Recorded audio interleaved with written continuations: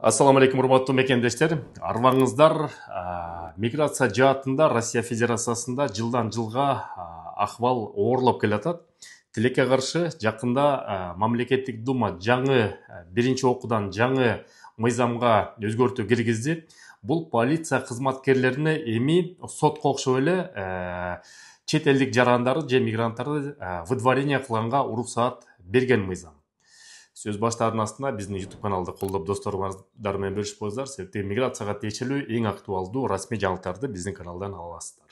Урматтуу мекендештер, ТАСС агенттиги жаңылык чыгарды. Бул мамлекет думасынын комитети полиция кызматкерлерине чет элдик жарандарды, мигранттарды эми выдворение кылганга уруксаат берүү законопроектин иштеп чыгып атат. Бул законопроект азырынча бирок бул мыйзам сөзсүз түрдө өтөт. Себептеген Россия Федерациясында ар бир фракция муну колдоп атыптыр. Единая Россия фракциясы да ушул мыйзамды колдоп атыптыр. Ошон үчүн бул албетте өтөт. Бул полицияга көбүрөөк полномочия берет. Эми мурда система кандай эле? Биринчиден полиция кызматкерлери мигрантты кармайт, биринчиден көчөдөн текшерет, регистрация базада жок болсо же эмгек келишими жок болсо отделениеге алып барып, ал жерден административный правонарушение боюнча 18.8 боюнча протокол түзөт.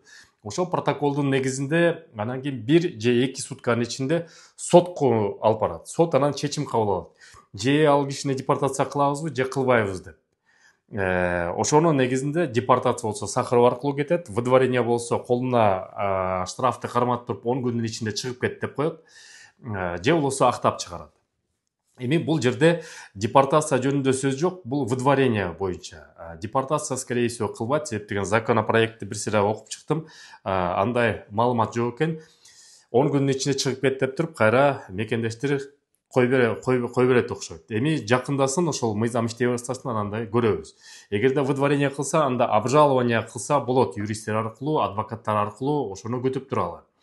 Эгерде силерге юрист адвокаттар келсе, сөздөн улам айтып кетейин, +7 936 171 71 88 агентум деген правовой центр биз иштешебиз. Эгерде выдворение, депортация же сот иштери болуп калса, ошол юристтерге кайрыла берсеңиздер болот.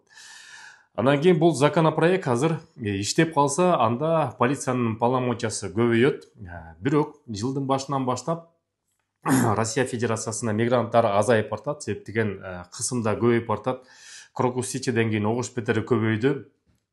Кыргызстанда жумуш орундары пайда боло баштады. Азыр мына Пакистан, Индус, Бангладештен келген жарандар иштеп жатат, эмгек мигранттар болуп Кыргызстанда. Ошолордун ордуна келгиле деп атат. Буга чейин ошо мэриядагы жана министр миграция министрлиги дагы ошо келгиле жумуш орундары бар деп чакырган.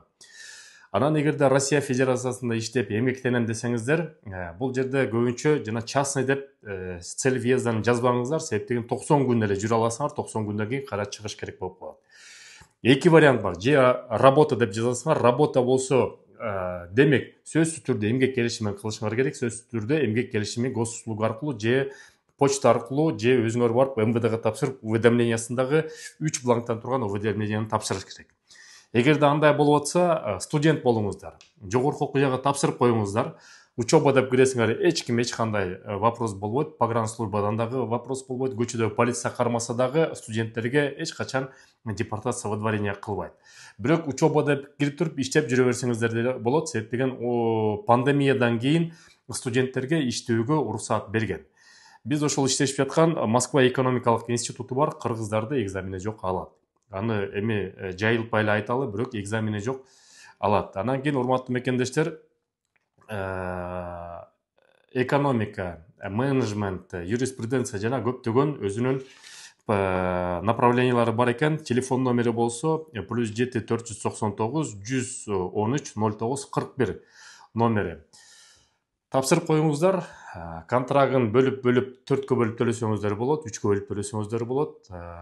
Окуп аласыңар дагы, дипломду алып аласыңар московский, андан тышкары ошол полиция кызматкерлеринен эч кандай проблема болбойт. Бул эми кичинекей лайфхак. Билими күчтүү миңди жыгат, билеги күчтүү бирди жыгат деп коет кыргыз элинде. Мүмкүнчүлүктөн пайдаланып ошо окуу жайга тапшырып алсаңыздар болот. Эми бул жаңы законопроект боюнча жаңылыктарды күтүп туралы кандай мыйзам болот, жакындаганда дагы толук маалыматты беребиз. Сак саламат болуңуздар. Силер менен Кыргыз диаспора кеңеши төрагасы мен Кубанычбек Осмонбеков. Көрүшкөнчө. Урматтуу мекендешим, эми кайрымдуу болуу оңой эле. Биздин активист мекендештер Теле2 уюлдук оператор менен биргеликте кайрымдуу мекендеш долбоорун иштеп чыкты. Баарыбыз телефон менен эле колдонобуз, бекер эле сүйлөшөбүз. Эгерде ошол мырзалар сунуштап жаткан Теле2 уюлдук операторунун безлимиттик 550 рубльдан турган тарифин колдонсок, ошонун 20% муктаж болгон мекендештерге кетет. Сурап билүү телефондору +7 900 155 15 15, +7 900 144 14 14. Кайрымдуулукту бирге кылып, Алла ыраазылыгы үчүн мекендештердин долбоорун колдоп коелу.